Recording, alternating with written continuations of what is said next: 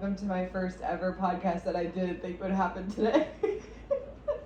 But He's been wanting this podcast to happen for hours, begging me. Hours. He's been holding me hostage. Like, why am I here? We can only record it if she hosts. Also, this fucking mic doesn't work. Yeah, it does.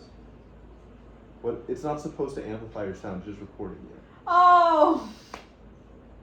That's why it's plugged in here. I really thought I could hear myself. If you want, we have headphones that we can plug in so you can hear yourself. Oh, I don't think I actually want that. No. Fuck. What do I actually want? I don't know. Okay, I'm gonna start this podcast by asking, what do you usually ask your guests? My favorite thing to ask is, how would you describe yourself? Really? Yeah, because I think people sometimes introduce their guests, but like my guests aren't people of particular worldwide import. Speak for yourself. You're right, your guest now very much is. But for my guests, maybe not as big. So I was thinking, like, how would you introduce yourself? But I think how would you describe yourself evokes more creativity and specificity. Okay. Because introduce usually has to do with, like, I came from blah, I do blah for work, or blah, blah, blah. True. It's more logistics. Yeah. Okay. How would you describe yourself? Benjamin. Fucking Button.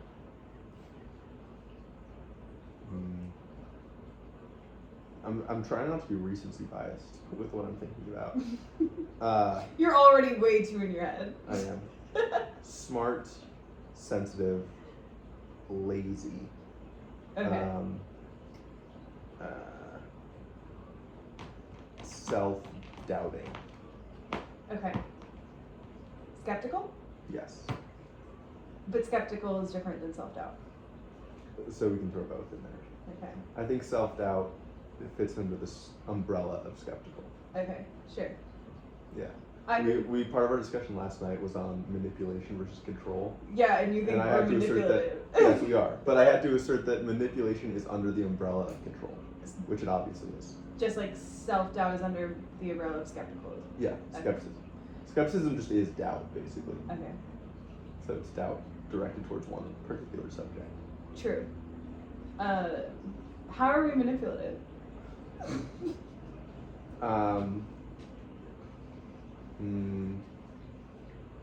We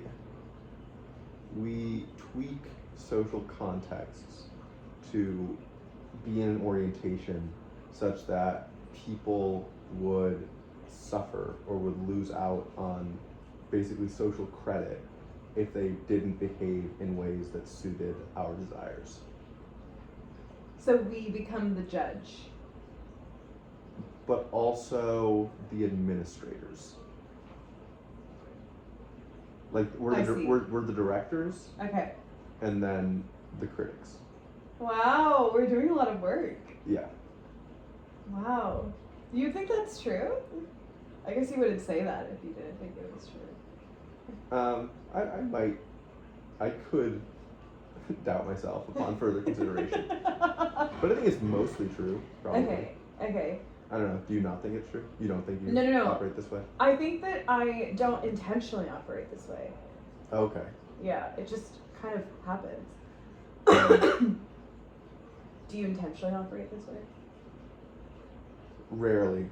I think we're also similar in how it happens to us, where we simply are judgmental and have desires and are willing enough to continuously apply our attention to the social situations we're in. Yeah. So that those parts of us emerge. Sure. And people respond to them.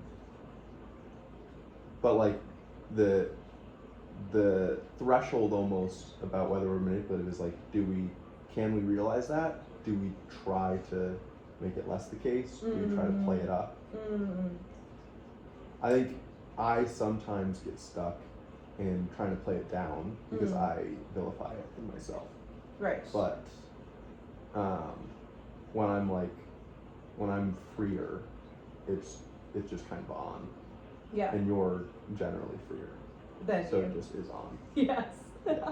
Well, I can see how if you notice this in yourself and you're not doing it, like you're not acting upon the full force of your desire, Mhm. it just feels like you're rejecting something, some part of yourself. Yeah, suppressing. Suppressing, yeah. Yeah, but also rejecting. Yeah. And then that just sucks. Yeah. It's wrong. It's not the way to live. So we have to, and then I think what strikes me is that this has to do with power, Yeah. inherently. Mm-hmm. What was the fucking Emerson quote about power? Ooh. The one where I was like, oh, true. Can I just grab it? Yeah. Let me see. It was in Self-Reliance, right? Okay, yeah. Or was it in History? I forget. Let me see. We're gonna have a lot of dead space here, but A we'll see. brief intermission. Should I do some elevator music? Yeah, Wee definitely. wee. That's fucking ambulance. Yeah. Wee wee woo. Wasn't it underlined in red? I think it was underlined in red. And it was on one of the left-hand pages.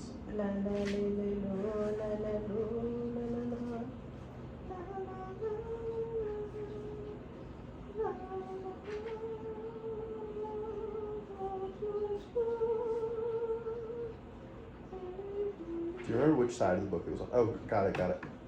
Power is in nature, the essential measure of right. How is that relevant? It wasn't really relevant, was it? Damn it!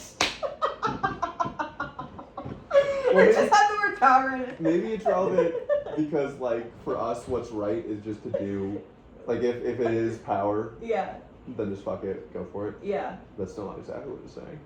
Yeah, it's not.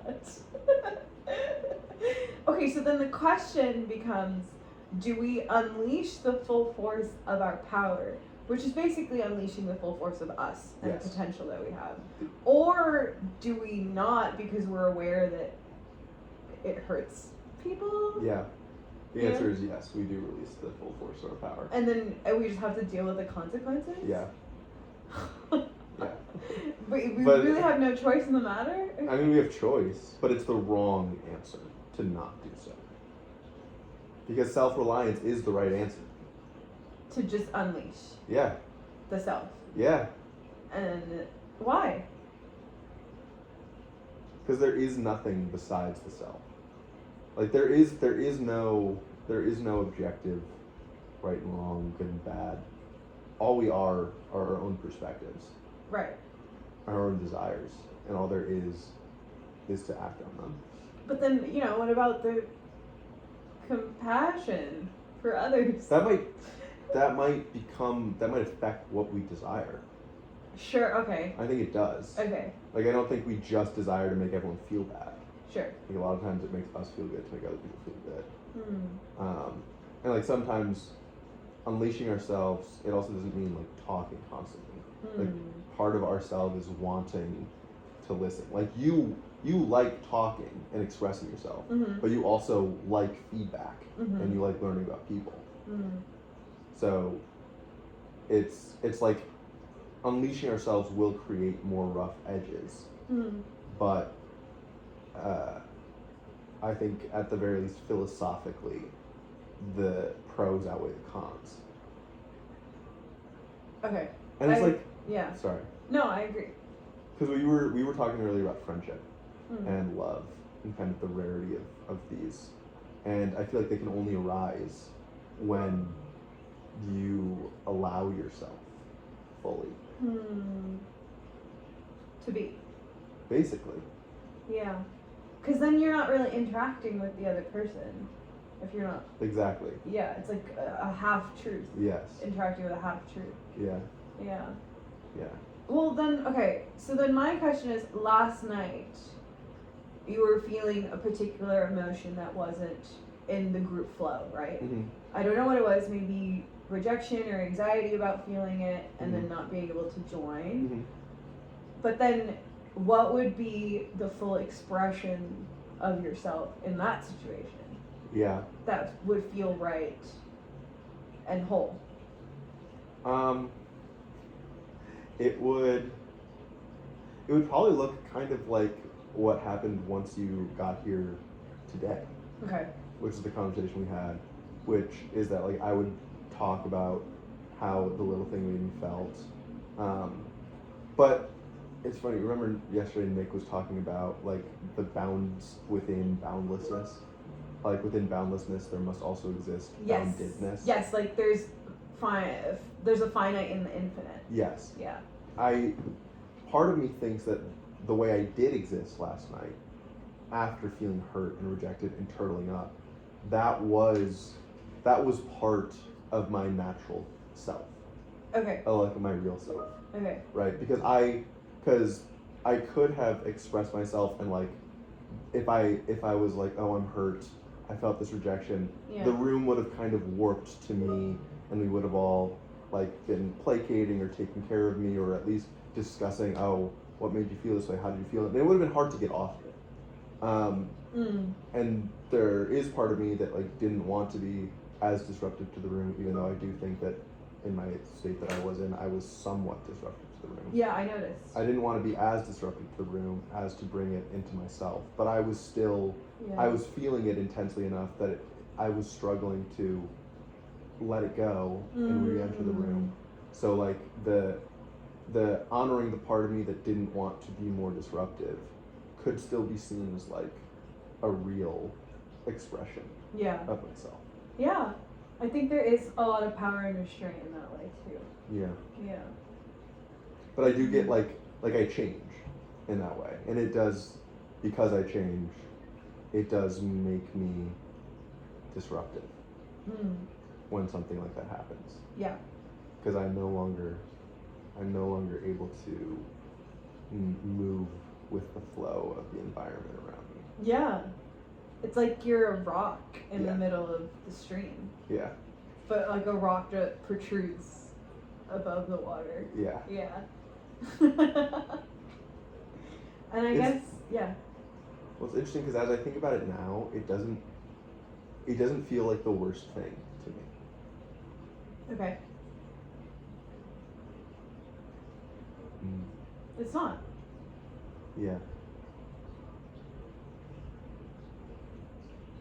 Absolutely not. It's not the worst thing. It just means that you're someone that's affected in that moment. Yeah. Yeah. Well, it's like, because you even were still like prodding at me at certain points. I was trying to bring you back in. Yes. But part of why I'm saying that it wasn't the worst is because even by like creating the opportunity for you to prod, like that was some kind of addition to the dynamic. Sure. Like you letting me prod. me being in a state that was so prod worthy. Yeah. Yeah. It was like a playful way to bring attention to it. Yeah. Yeah. I find that this happens with humor a lot, where a lot of the harsher, kind of uglier emotions can be smoothed over with humor. Like if someone's irritating me genuinely and I don't know how to bring it up besides like kind of a playful tease, it's like a safer, smoother way to let go of my irritation. Okay. Yeah. That makes sense. Does it work on them, do you think? That's why people say there's always truth in a joke or something like that. Yeah. Because there is. Yeah. Because in order for it to be funny, it has to be based in a truth. Yeah. Because that's why it hits. Yes. Yeah. So maybe people notice. I honestly hope people notice. Yeah. And then they're like, oh, okay. And then fucking don't do that. Interesting. Well, because I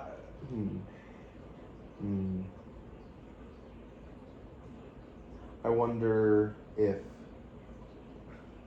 your humor does gesture at it without pressing it too much on the nose, but for the aware person, it might still like it might not work because it's clear what you're doing. It's too obvious. Basically, yeah. It's like like you can't tell someone to feel better, and then they feel better. Sure. Yeah. Yeah. Well, I think a lot about how you can't really change the people around you. No, I agree. You can only really change yourself. Yeah. And your reaction. So for someone who was like me, like you're thinking joking, I'm thinking joking too, but like I think sometimes the way I do it is just to play up how like pissed off or closed off or upset they are. Maybe that probably won't work in some situations too. But sometimes like you just can't make someone not upset. Yeah. Yeah, and they need their own time and space. Yeah. You can't pull them out of it. Yeah. Yeah. I've been there before. Yeah. I've totally shut down in group settings before. Yes. Oh my god. And it's so fucking noticeable. It is. There's just no way out. Yeah. You just withdraw. It rarely, I don't know if I've ever seen you like hurt and withdraw rather than just bored. Oh, yeah. So there was one instance where I was hanging out with a group of my friends, Spencer and Brendan, mm-hmm. and I love this trio. Like, it's very dear to me. I think there's an alchemy in this trio that just works when we hang out. And then we introduced someone else into it, and then it broke the chemistry. Like, Damn. I couldn't access that, like, magic. Yeah. And I was fucking pissed, okay? Like, I couldn't, like, contain it. Like, I was just silent. I was like, I can't be here anymore. Like, what's the fucking point? Like, why is this person here? Like, it was so noticeable that I just was like, I'm gonna go home. Like, I feel like I shouldn't be here. Damn. Who brought in this person?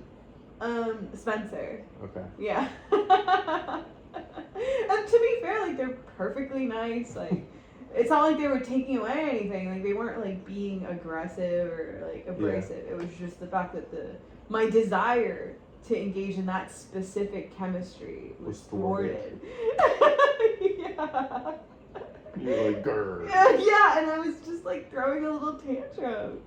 And I just feel like sometimes I don't want to be around people. Yeah. Well, when I feel that way. When that happened, did you feel like you wanted to like tear this person down?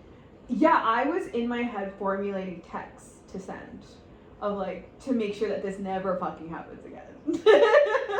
And to be like, how the fuck could you think that this was a good idea? Like, because when I feel anger, I almost always feel so righteous in my like disillusion of it, where I'm like, I have to do something. Like, sure, the anger is because of something, and I'm gonna locate the source, and then I'm gonna change. Like, I can change it. I get that too. That usually I go, that's like step 1 or 2 or whatever, and then step 3 is like, there's something wrong with me, that it's making me this angry.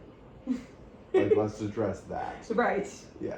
Because it's like, why do I feel so angry? It's not coming from me. Exactly. Like, why did I feel this way? Why was I so attached to this thing happening? That is a pretty trivial thing. Yeah. Yeah. Yeah. It's always, I always just feel so embarrassed when I act out of anger because I feel like people can see through me. Mm. Like the other day, I was so upset that my coworker got more shifts than me because I was like, I'm doing a better job than him. Like, and I need more money, and I need things to fill my time so I don't feel lonely. So I'm like, this is the reason. Like, I located this as like the salvation, and I was angry because I couldn't get my salvation. Yeah. And I like texted my coworker being like, it was such a like, it was a series of thoughts that should have just stayed in my head. Because I was like, hey, you get 4 shifts a week, I get 2 shifts a week. Like, do you want to give me one? So it's 3:30. And like, immediately I was like, oh my god, like that's so embarrassing that I basically told him that I'm upset about this. And I don't know why I feel so embarrassing. Like, I feel like I should just be so self-contained all the time. Yeah, well that's why it's embarrassing. Yeah. But it's obviously unrealistic. I feel the same way, but it is unrealistic. But then there is value in self-containment, but then I feel like there's a point where it teeters to like perfectionism, where you can't really be a person in the world. Yeah. Like, you can't react anymore. Like, yeah, it teeters teeters to like being a statue. Like stoicism almost. Yeah. Yeah. Which I keep repeatedly failing at, Yeah. obviously. But we're control freaks. Yeah.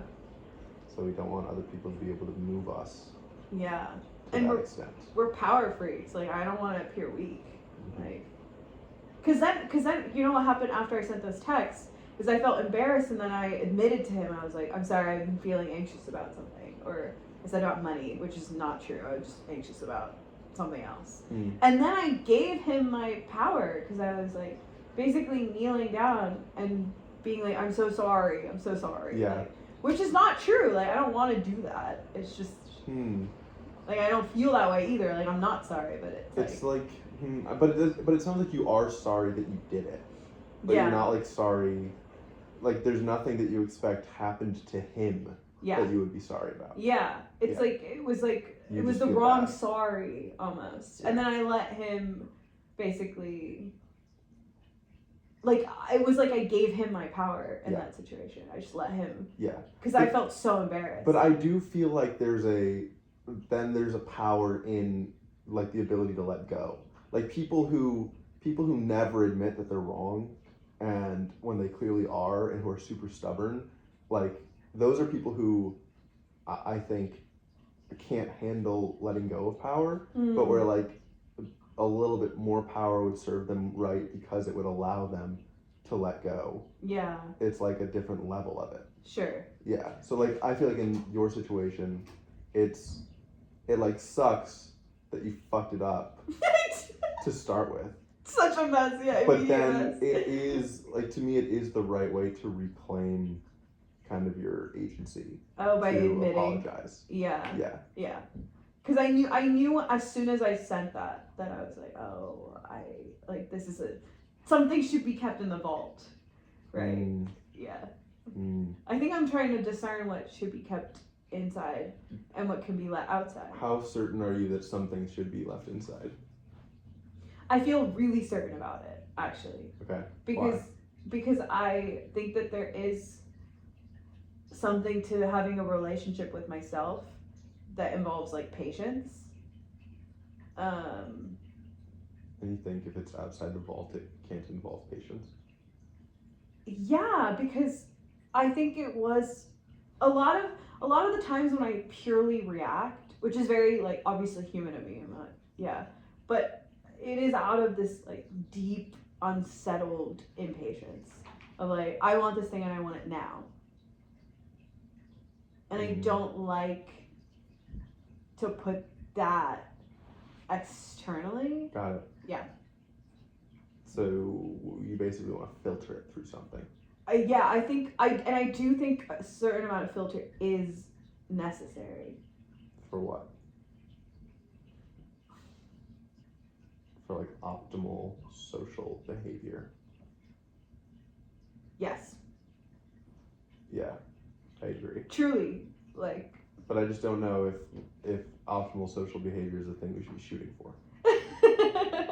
But it always but I'm struck by how wrong some things feel. Yeah. Yeah. But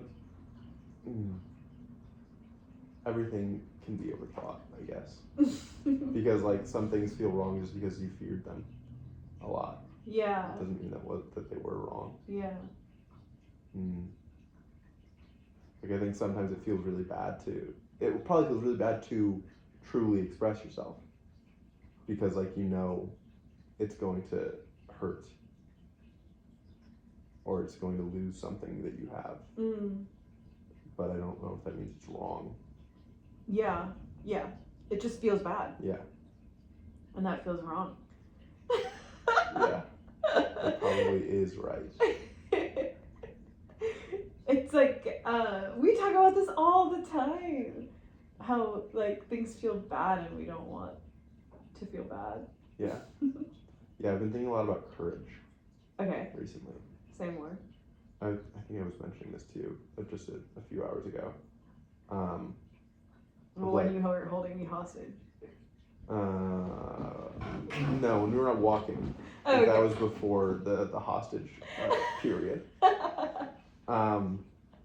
But about how like things often feel bad because we're just afraid, and so since it doesn't mean that they are bad, the way that we can't stop ourselves from feeling afraid and thus feeling bad, but we can have the courage to do something other than the fear is telling us to do.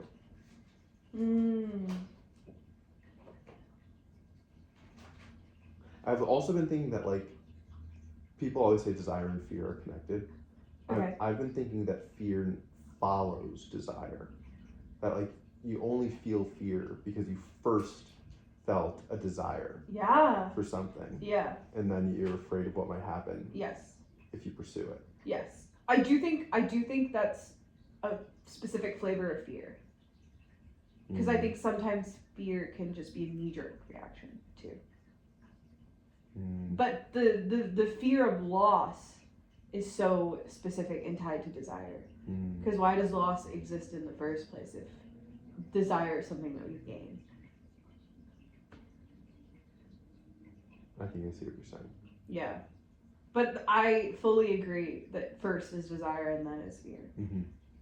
Yeah. And then how exhausting is it to go through that process over and over and over again? To desire something and then be scared. Like desire, scared, because we're not going to stop desiring. Yeah. Despite what the Buddhas say. Yeah. The Buddha says.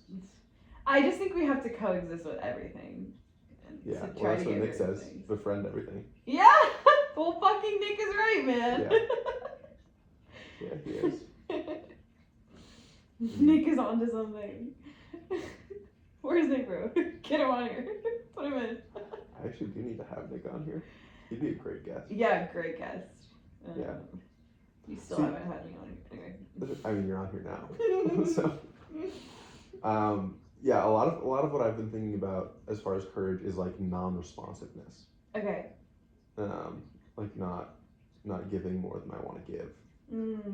For people pleasing reasons. Yeah. Yeah.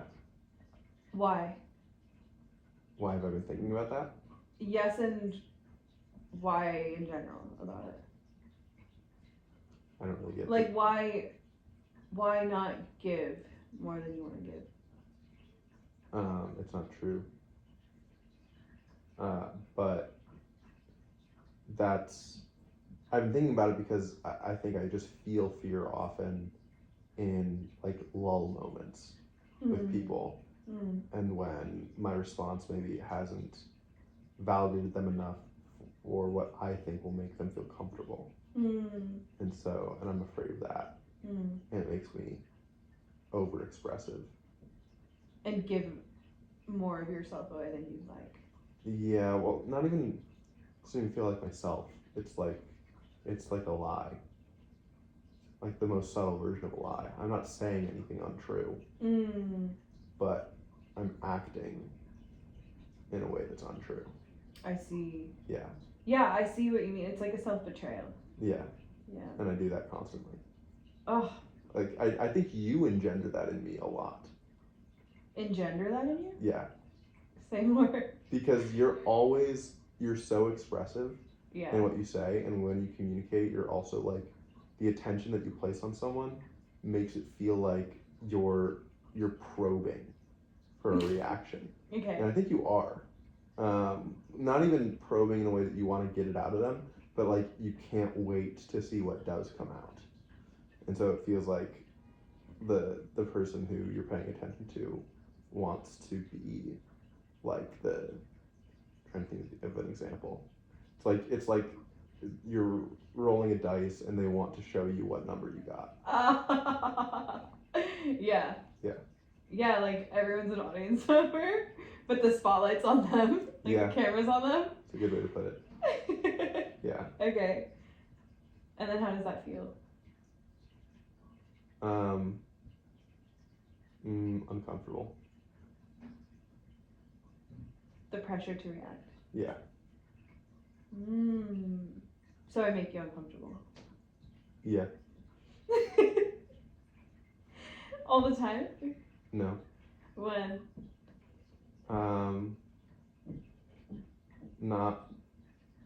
Not when I'm talking.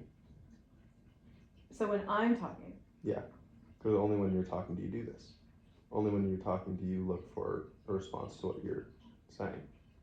There's only a pressure to react when you're talking. That's so interesting. Do you not feel like when you talk, there's a pressure for me to react? Or is it just bigger with me? There might be some for you. It's just not part of my experience at all.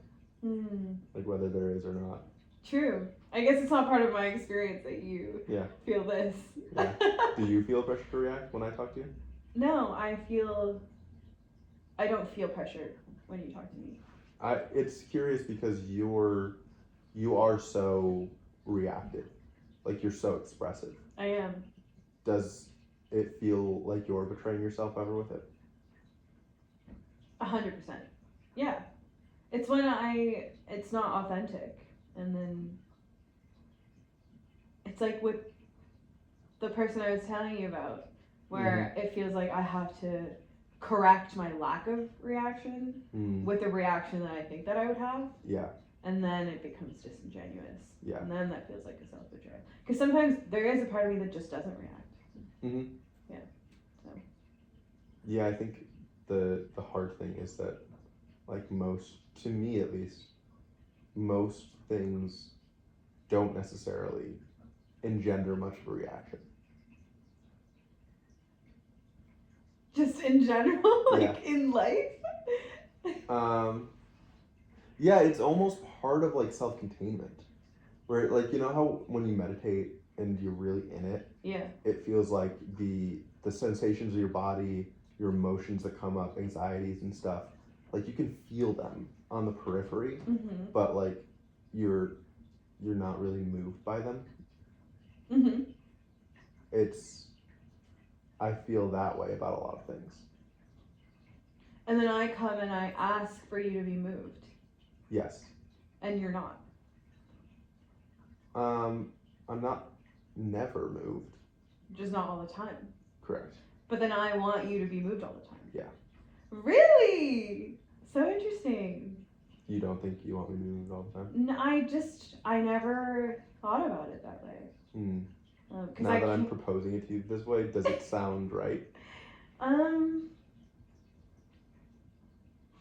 You know what I think I do actually is that I do think that I am a high energy person. And there's an air of excitement that I bring. I feel it. I feel like I come in like a storm. What is that? What? Like, what is the air of excitement of the coming in like a storm? Like, what's going on? I'm just, you know what it is? It's just genuine joy and like being able to connect with someone. Like almost like a kid. Like a kid who likes someone and is like, hello! Like, I have so much to tell you. And like it was so funny the other day. It was like my friends hanging out, like, they run this like organization, and it's like a bunch of Punjabis, and they were having an art night. And I came in after like a date, and I was like, oh my god, you guys, you would never believe what happened. And I was like, blah, blah, blah, blah, blah, blah, blah. And then this person comes up to me, he's like, you know, we were literally quiet before you came in. And then now there's this like excitement in the air. Like, it feels like I want to live in that. Like, I want to be in that state. Yeah. It feels really fun for me. Yeah. And I feel like I want to bring other people with me. Yeah. It feels like that's somewhere that I want to be. That makes sense. It's literally like a little kid, like, who's like really excited about like coming home from school and like telling her parents about what happened. It's interesting that you don't worry that you'll burden people. Because I would feel that. I do feel that. Really? Yeah.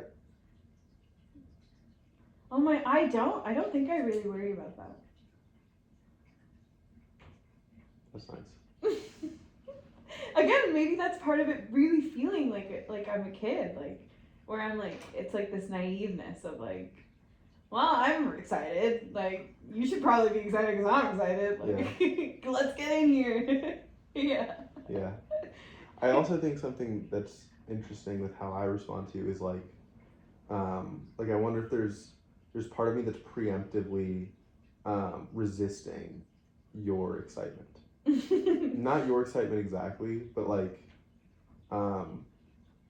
there's a part of me it's almost like checking. Wait, there actually is nothing to be excited about, right? You hate joy. No, That's exactly it. I'm kidding. Yeah, you're like, why is she this excited? Yeah. Yeah. There just is very little. I don't know.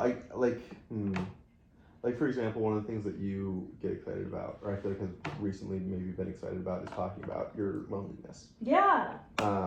That's an example of something that, one, I would worry about being burdensome. Yeah.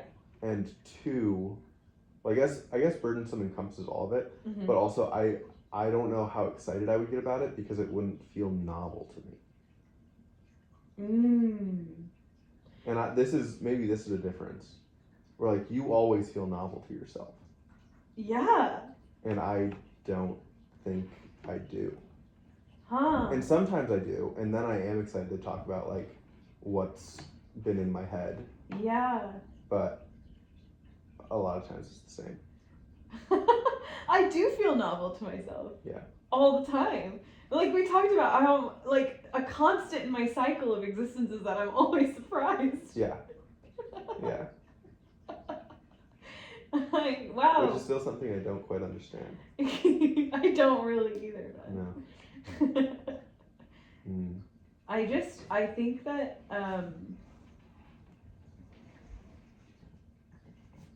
I think there's a part of me that just really likes. Yeah, period.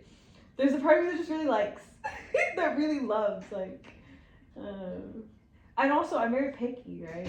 So only like a few people get the true brunt of my excitement. Like I get so excited to talk to certain people because I know that it'll be fun, or like that it'll be something. Like if I tell you something, I know that you can receive it well. Okay. And I get really excited to tell you. And then I like it's always so fun to like hear what you have to say back and like well it's like it's just delight. Like yeah. Yeah. I think that's probably one of the biggest like compliments that I could give you, or one of your biggest strengths, is your genuine delight in other people's reactions. Like it is selfish. Yeah. But the fact that it is also like love. Yeah. It is. Yeah. And that's real. Yeah. And that's the thing. Like we've talked a lot about like feeling like people can't hold your emotions or your stories. And I think I like generally preemptively expect that people won't be able to hold things the way that I'm looking for. And that's why I expect that I'll be a burden. Yeah. But you sound like you don't have that, or at least with a fair number of people, you don't have that. No, I actually feel like if anything, I'm a bulldozer. Like, I am someone who will keep testing until I hit my limits with people. Yeah. I think that's maybe just part of my being. Like, it feels essential to me. Have you hit your limits with anyone? So many fucking people, like almost everyone. What happens? Are they like boundary? Yeah, they're like, I'm just not like high energy right now, or yeah, it's almost like a rejection of it. But you can be around me when I'm not high energy. Yeah. But for them, are they taking it as I'm doing something wrong because she's high energy and I'm not high energy, and then they feel bad? Oh my god, I have no idea. I hope not. Okay. Yeah. This is funny. Sorry, it's funny to me that I like, because I'm always trying to like figure out, like I'm always looking for a story for why something's happening. Mm-hmm. And oftentimes, not always, but oftentimes we'll be like, oh, I don't fucking know. I never thought about that. Yeah, like I literally don't know what other people are thinking Yeah. of it. But I'm obsessed with it. Yes, that's why you're burdened. Yes. You can't, I don't think you can conceptualize really what other people are thinking or feeling. Like, you can try, but, like, it won't be what it actually is. It won't be right. Yeah, it's just an approximation. Sure. Yeah. Yeah. You could have good data, sure, but, like, at the end of the day, it's just an approximation. Yeah. So But you could have enough to answer the questions that you're asking. Yes. Yeah. And I think, I mean, why bother with the approximation? If you could just ask them. Yeah, or not. Not knowing. Yeah. I guess you could say that about anything though, right? Why bother? Yeah. Yeah. Just you bother. If everything is an illusion, desire. why care at all? Yeah, exactly. Okay, so then what do you care about?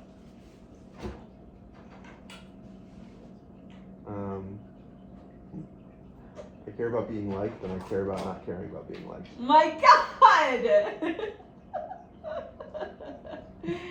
Okay. Let's sit with that for a moment.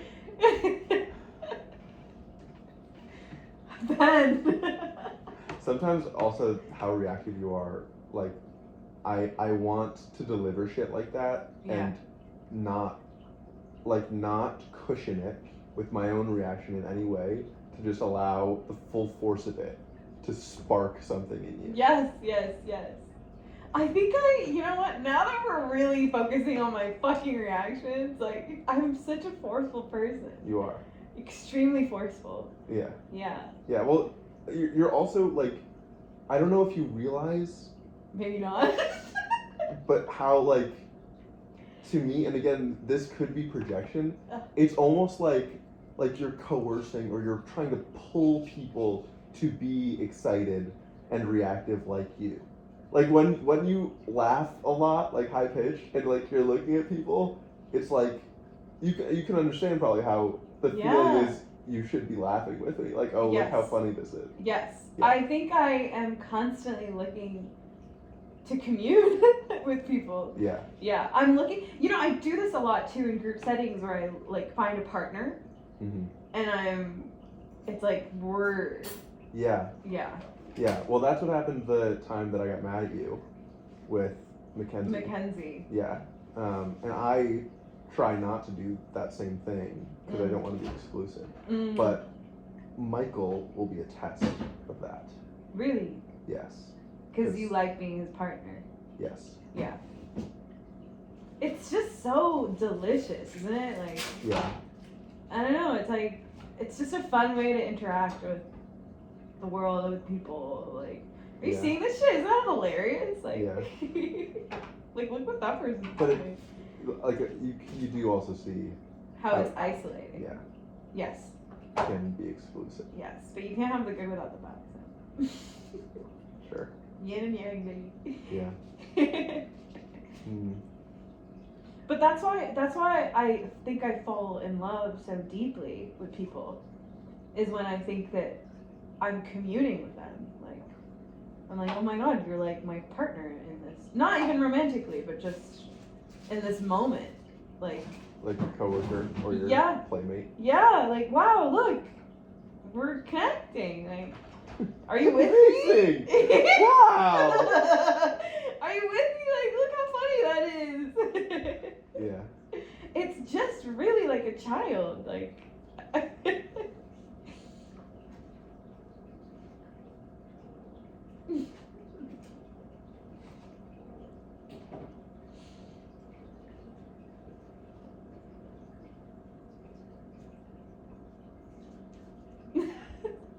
What?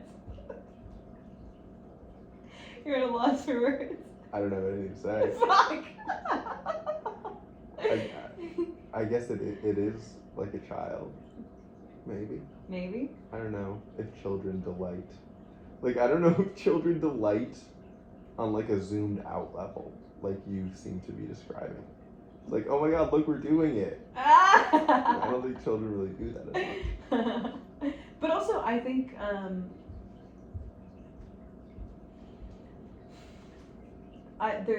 play is very, very important to me. I think that things that I care about, top of the list is having fun. Yeah. And things being fun and funny and being playful. I really, really care about it. In fact, I'm greedy with it, and I kind of want it all the time. And the moments when I'm depressed or when I'm lonely is when I don't feel like I can have it all the time. Well, there are moments when you're not having it, right? They are moments when you're not having it. Yes. It's like I'm an addict in a way. That that frenzy. That true frenzy that my energy is sometimes. I come in like a whirlwind. It's kind of like a fucking addiction. I'm addicted to people and fun and the communing of it all. Yeah.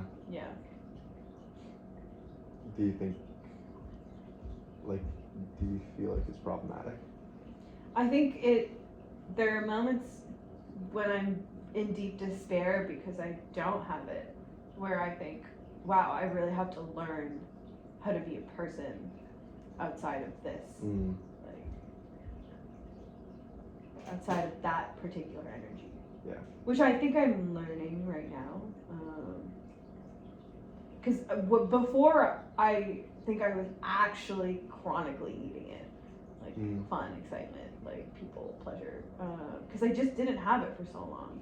That I discovered it, and I was like, oh, I can actually do this. This is a skill that I have of bringing forth this in people and myself in the environment. And then I was like, if I can do this, then why can't I do this all the time? And why can't I have this all the time? Kind of a silly little impulse of Are you convinced that you can't? I can't do it all the time? Yeah. Yeah. You're sure? I think so. I think there are just moments where it's there, and then there's moments where it's not. And that's just what it is. But it does cause me causes me a lot of pain. And I think that's where I escape my head so much, is when I'm not having fun. And then I go into fantasy land of moments where I had fun before.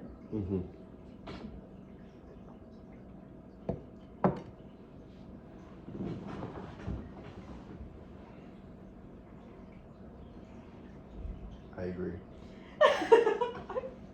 That's how you operate. Yeah, it is how I operate. That's really the core, huh? I mean, we could probably go deeper than that, but... Should we? I don't know. Usually gets boring. Deeper than that. How do you operate? Do you know?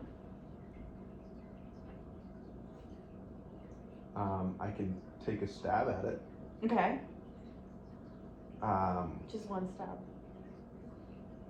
I generally feel like I'm not good enough, and so I need to work to be good enough, which extends to a variety of areas of life. The things that I work on, the money that I make, and the way that I interact with people. And the way that I interact with people is the one that is most ripe for overwork, I think, because for me, there aren't solid answer, period. This is it. It's, you don't want too much of one thing, you don't want too much of another thing, and everything is contextual. So it's so moving all the time. It's changing all the time. Well, I always describe it as a pendulum. Yeah. So that's the way that I operate. Is I do something and I end up piling up evidence that I'm too much of one side of the pendulum, which then creates a conscious effort to swing me back towards the other side of the pendulum, which necessarily swings me back again. Right. Yeah. Reaction. Yes. Always trying to get to a middle that doesn't exist. Do you know that it doesn't exist? Yeah. Really? Because certain moments, it is best to be completely on one side of the pendulum. and other moments it's best to be completely on the other side. It's not about being in the middle. It's about being present so that you are the version of yourself that fits the container. So letting yourself be movable. Yeah. Like you are inherently the pendulum, wherever it's at. Yes. I think so. And do you think being kind of rocking back and forth, does it help you become the pendulum? Instead of where the pendulum lands? No, it probably makes it worse because it makes me go in with a pre-written story of like, I want to try to be this way tonight. Right. I've been more this way recently. Yes. Or the other way around. You're not actually open to the uncertainty of the moment. No, less so. Although the main way that I feel like this pendulum, like the ends of the pendulum that stick in my head are like being how open you are, like how free I am in expressing myself, and like unworried about taking up space versus how deferent I am to giving space to others. I see. Oh, yeah. Those are the two sides. Basically. Sure. Yeah. Okay. Like create more space versus take more space are the sides. Right. And I think I don't know. I think I could just be, this is probably just one swing of the pendulum. But I've been thinking that taking more space and being more solidly on that side could be right because I can just trust that I will, when I hit the edges of the container, that I'll stop. Yeah. Like there will only be so much space for me in the room, and I can basically trust myself to not like suck it out from other people. Mm-hmm. There's still so much in here of you back in your puppeteering box. You know, of seeing where you are today in the pendulum and seeing how the room is in reaction to you, and then you reacting to how the room is in reaction to you, and there's just so much mechanism. Yeah. Are you ever present? I think so. Because this can all come from reflection. True, that's true. Yeah. Is it happening? Is that just, well, are you, okay, here's my question. Are you able to be present with the puppeteering box and then also be present, like, with people? It's hard for me, honestly, to conceptualize what being present with the puppeteering box is.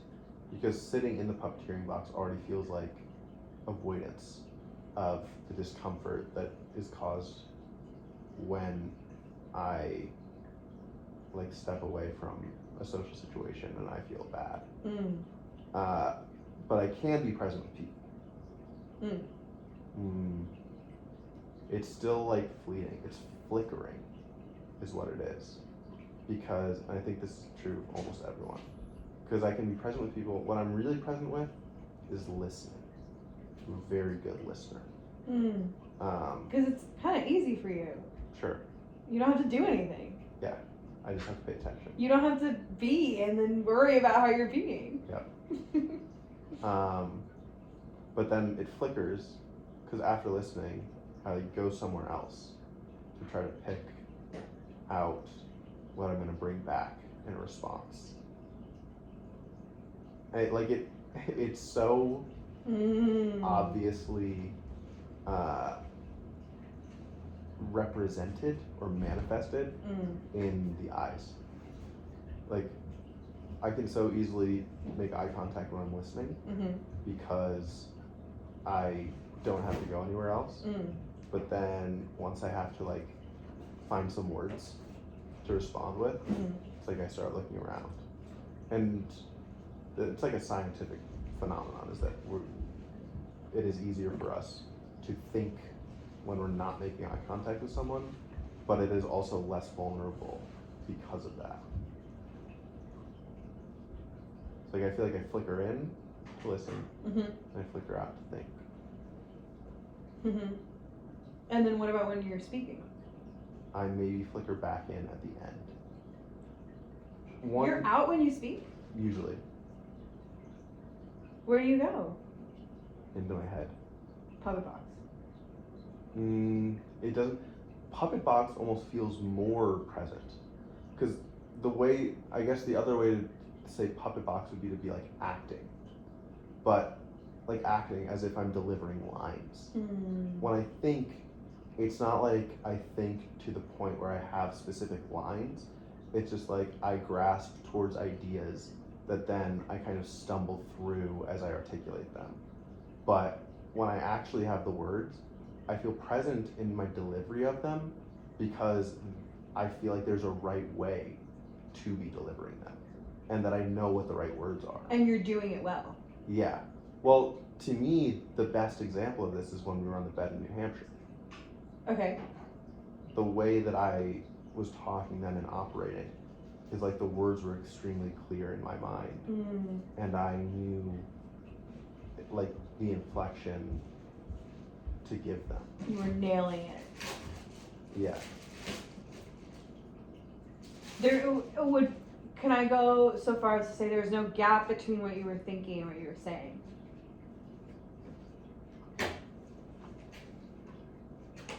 That could work.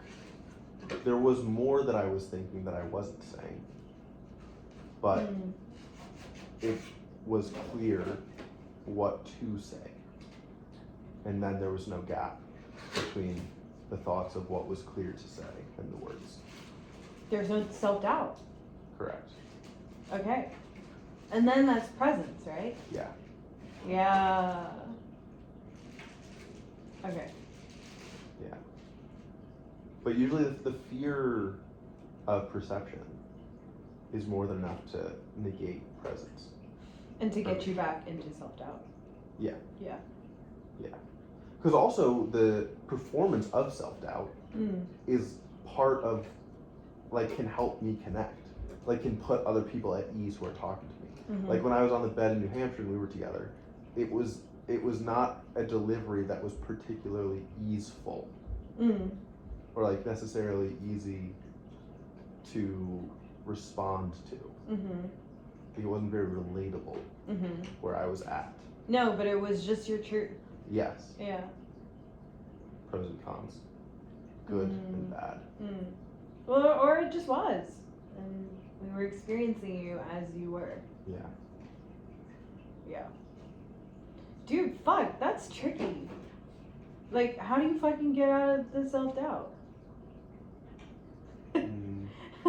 Me as a therapist be like, that sucks. How do you deal with that? Courage, right? Yeah, I'm just doing I think it. that's where it just comes back. Yeah. Yeah, you don't get out of it. Like It's that just there. has to be the key. Is like you realize that you don't get out of it. Yeah, and you just endure for the sake of enduring it. Yeah. Without trying to get better. Yeah, I don't believe it. Like, I believe that the only way to get better is incrementally by not doing anything about it. Like, by showing yourself that it doesn't have to ruin you. Because that, like, the doubt is mostly that, like, something is wrong and that I'll fuck something up because something is wrong inside me, whether it is the anxiety itself or whatever. But then once you start like being like, I can do this shit even though this is wrong. Yeah. Then it doesn't matter that things are wrong anymore. Yeah, we were talking about this where it's kind of like exposure therapy. Yeah. But I think it's interesting because that fear is just so primal. It's like life or death. Yeah, but it's just not. Like, it's wrong. Yeah, it's but a that's what misplaced. It's misplaced. Yeah. The intensity of that fear, almost. Yeah. I see. But it seems like you don't really have that. The self-doubt? Yeah. No, not in the moment. I do have it maybe later, upon reflection, where I'm like, oh, maybe I should, maybe they thought that was something that I didn't mean. Like, definitely like retrospective social anxiety. But sometimes when I'm with people, it's like I'm an entertainer. Yeah. Like I'm a performer. Yeah. Like I just turn on, Mm-hmm. and I know I can do it well. Sometimes, given the right situation. But then other times I'm not performing well, and then I'm like, okay, whatever. Mm. But it doesn't weigh on me super hard. This makes sense.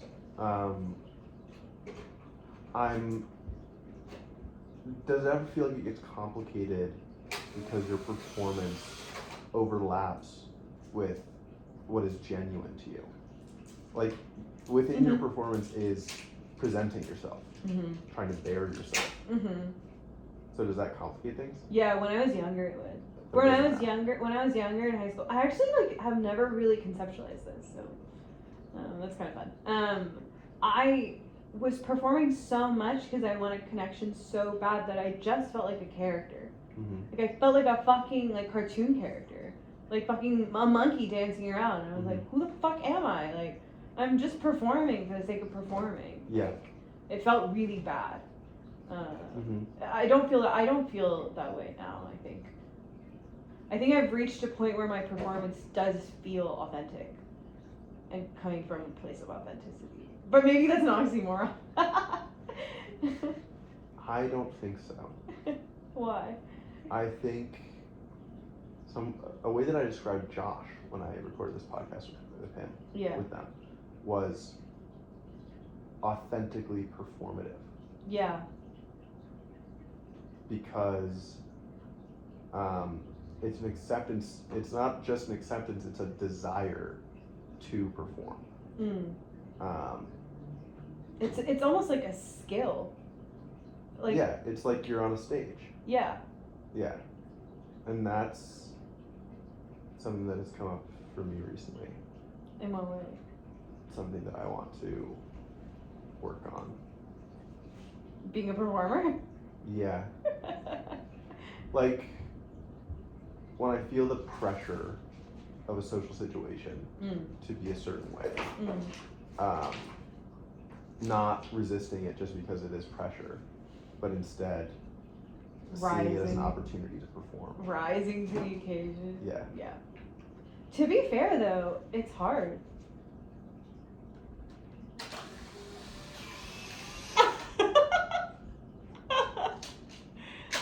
It's hard to perform. Okay, yes, because listen, this is also like part of my mechanisms, like my internal mechanisms, like if I were a machine, how I'm wired, is like I was a kid and I didn't have a lot of friends. I wasn't in a group, like I was definitely an outsider looking in, and all of my efforts, literally all of them, went into performance, into training. It's like I put myself in like social boot camp, and I would like basically became a stand-up comedian where I would test out jokes and bits and like how to interact with people over and over until it worked. Like I would just keep doing it because I just wanted it so fucking bad. Like it's almost like if Mackenzie, like when like she went internal when she was feeling like an outsider, like I went external fully, and I like was like, I have to figure this out. I have to figure out how to make friends. Like and humor was my way. So it really became like kind of like a sociological study of like, how do I win people over? How do I make friends? How do I be funny and do this well and make people fucking like me? Like, it took me a really long time, genuinely, like years of my life were dedicated to this. And now it's like a muscle that I've developed. Like now I just have it. But I don't think I had it before.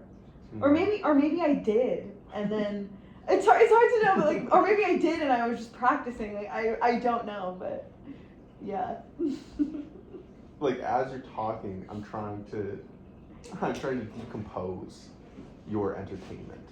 Okay, tell me. Like to me, the way that you entertain, maybe not entirely, but is by, like, you go on this desperate journey into yourself to search for something, but you're doing that again on stage. Yeah. Like, you're doing that public facing. Yeah. And It's like I'm mining myself for content. yes. Yeah. But it is the desperation of it, and again the novelty to you. Yeah. That makes it compelling. Ah. So at least it's thank God it's compelling. Well, some would say. But yeah, I feel like that's your most common way, and like you make jokes sometimes too, but I don't feel like those are what makes you entertaining as much to either me or other people. Okay. And I don't think that's why you would see yourself as entertaining. I think you would see yourself as entertaining more from the former way that I described. The more active role that I play in the mining yourself. Yes. Yes. Yeah. The creating a character of yourself. Yes. Yeah. It's like I'm mythologizing myself. Yes. It's like I'm creating my friend calls it my cult of personality that I develop and maintain, and then I give other people access to. Yeah. And you know what? You know what? My alone time feels. It feels so bad, partly because I can't access this mythology of myself. Really? Yeah. I'm skeptical. I'm skeptical that you have the right words here. Huh? I'm skeptical that that's the right idea, because don't you think when you're alone is when some of the most like the struggle that you have when you're alone is one of the most important parts of the story. And it's also when you can maybe most easily form the story, and then you can deliver it to other people and you get response and feedback. But like you can actually put it together when you're alone. Sure. And like the desperation to get out of the feeling that is so bad when you're alone is what can create the character in and of itself. Okay, yeah, that makes sense. Yeah. But then also, like, when I'm alone, it feels like I'm burning my social self. Really? Yes. You feel like it's disappearing? Yeah. It's gone. When I'm alone, my social self is essentially dead. It's kind of crazy, actually. Because that's why it feels like I'm on fire. It feels like a part of me is dying. Like, because it's so much... The burning description specifically is... I don't get it. It's like, when I'm alone, it's like all of the entertainment that I get and become from other people, it's so external, right? Like, I'm using, again, the reaction that we talked about, like, I'm using so much social feedback, and I'm using other people for confirmation of myself, like, I exist. And I exist in this fucking particular way, and I like it, like, because I built it. And it's okay. And it's okay. Someone's responding to it. Yes, and, like, I'm being seen and witnessed, and, like, oh my God, thank God, like, I exist. But then when I'm alone, all of that is gone. Why is burning the word, though? Does it feel like your body is hot? It feels like I'm in hell and I'm dying, and like it generally feels like I'm lighting myself on fire. Like that's how sometimes intense that feeling is. Where does it hurt? Like, I want to see if I can get to a sensation that I can relate to. Maybe you just fucking can't, man. Where does it hurt? It's kind of like a full body sensation of. Maybe a better description is maybe it's not fire. I think of fire because I think it's painful to be on fire. But I think it's like this like pulsating sensation of heaviness, and it just feels really bad. Like, you know, I don't really know how the body makes it so that I feel that bad, but I do feel that bad. Do you feel it in your torso, like in your chest? Yeah. Like your upper chest? Yeah. And in your stomach? Yeah, and like it's like this pulsating, like swirl of like shittiness. Does it change as it stays for longer? It's like sometimes I liken it to feeling like really high in your body, where it's like it's just energy, like yeah, but it feels bad. Like it's not fun. It's like ah. Yeah. Yeah. Mm. And it's like it feels so bad, and I think it's because I like calling it a fire because it's like I want to jump away from it. Like it's like fire, like get away, right? Like yeah. It's like this like I need to leave. I need to get out of my body. Like I can't be here. I can't be here. I can't be here. Yeah. Sensation. Yeah. But being with people even who you are already close with, and who it feels like your relationships, like the closeness of your relationship, might not be changing much once you hang out with them. That still takes care of it for you. Because if I mean, it's love, right? Like if I love you, it's comfort. Like, yeah. But it's so interesting because some people don't stick, right? I would need to go back to people that stick. If that makes sense. You would need to love them too. Yeah. Yeah. I would need for them. I don't know what it is about the people that I love, but it's them. Like I need. They just. Maybe. Yeah. Maybe they leave a container that actually fits the size of yourself. Yeah. And it's not that I'm performing, it's that I'm around them and I like to just be around them. Like I don't know. But like, you know how Mackenzie was saying that she feels expansive when she's alone? I feel similarly really expansive with people that I love. Like it's like we can merge universes. Like, and if someone's witnessing my universe, like yeah.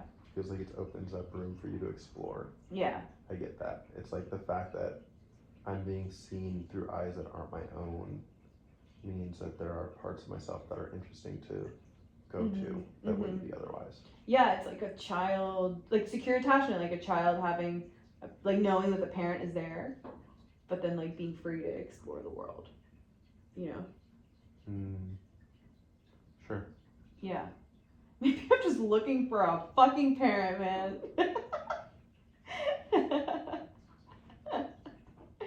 And I keep trying to make all my friends my parents. And all my lovers my parents. But then I have to become my own, so. Ugh. Yeah, I don't think it's that simple. Because. Great. If it was, then you would be able to stop at a certain point. Oh, like looking? Yeah. You know, Nagarajan said this about me. How he's like, you're always searching. He was right. And he kind of framed it as a flaw. He's like, I don't like that you're always searching. Because he's like, I'm right here. Oh. Well, I don't know if I would call it a flaw, but I would say it's the consequence of core inadequacy. The always searching? Yeah. Do you feel that way? Not for the past few days. Not for the past few days? No. But before? Yeah. Usually. But I'm trying to embrace courage. The courage to not search. To stay? Me too, man. To just stay put. Yeah, I mean, searching is kind of exhausting. It's like you're walking down like a corridor of doors, and searching is opening every single fucking one, like along the way. Yeah. Like